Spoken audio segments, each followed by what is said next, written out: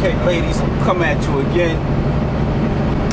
Those are some thoughts and some ideas I just wanted to put out there for you to think about while out looking for a potential mate, you know. To summarize, first really you should decide on is the type of relationship you desire the best thing for you at that particular point in your life. You know, is it going to hinder you for reaching other goals you may have for yourself? And once you decide that you're going, I mean, really you shouldn't be. I'm going to start all this over. Okay. So, ladies, first of all, you should look at what your goals are for yourself. You know, what is it you're working toward, other than the relationship. And the reason you want to do that is so that you can determine, well, it's up to you, but it's best for you to use that in order to determine if it's in your best interest to pursue the type of relationship you want. It's two different things on what's best for you and what you want, you know what I mean? And it depends on what level of maturity you at, which route you're going to take, what you want versus what's best for you at that particular time. Now, once you get beyond that, you need to determine, once you determine if you're going to be in a relationship or should be in a relationship or not, then if you're going to be in a relationship, you need to determine exactly what type of relationship it is that you're willing to be in. You know what I mean? You need to set those boundaries for the relationship and let it be known to the other person when you end up meeting the person.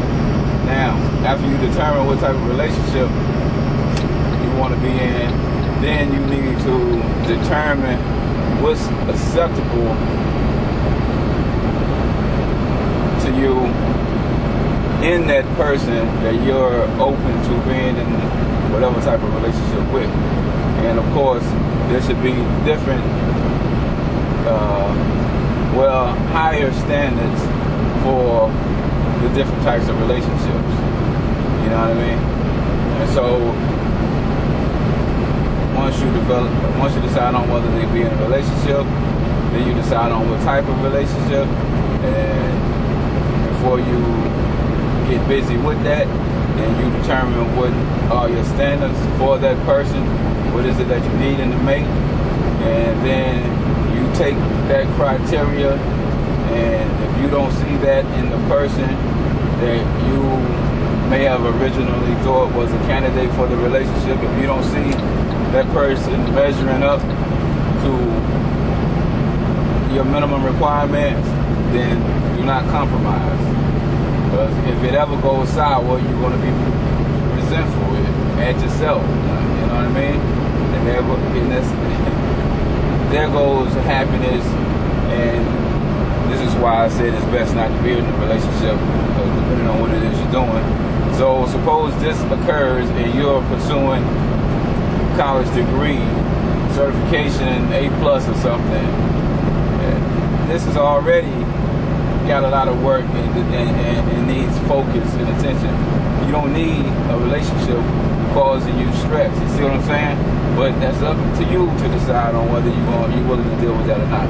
But that's why it's also helpful to be proactive and having those standards and choosing the type of person suitable for the type of relationship in your situation.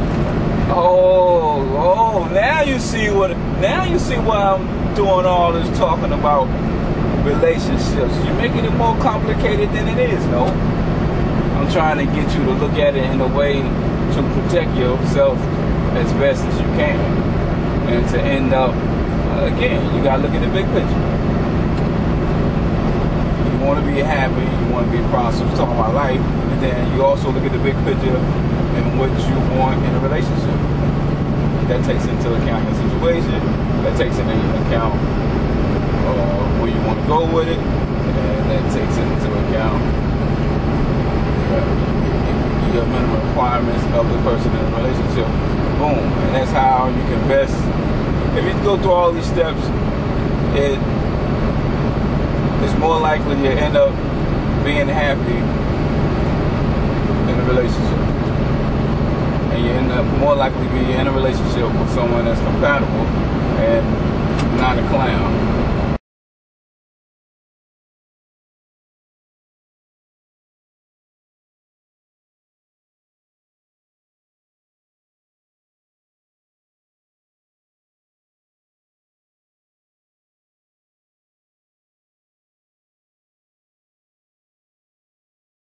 Not paying. You say he hustling, he making money.